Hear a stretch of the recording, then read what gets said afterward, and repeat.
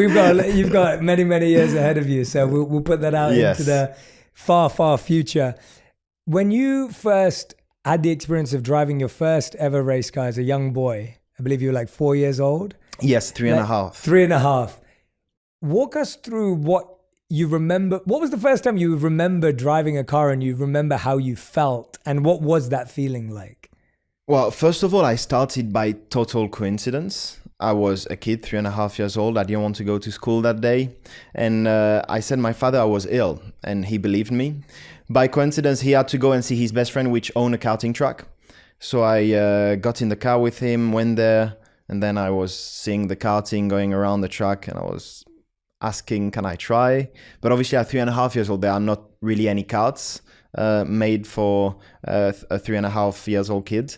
But luckily for me, the owner, which was Jules Bianchi's father, Philippe Bianchi, had a karting made for his son when he was 3.5. So there was everything ready. And I tried for the first time there. And I remember the first lap, they attached a rope to my karting, and there was an adult driving in front of me just to make sure that I will be able to turn, etc. And after the first lap, we took off the rope, and I went on until there was no fuel left. So it was an amazing feeling. Straight away, I enjoyed the feeling of being in control of a karting at such a young age.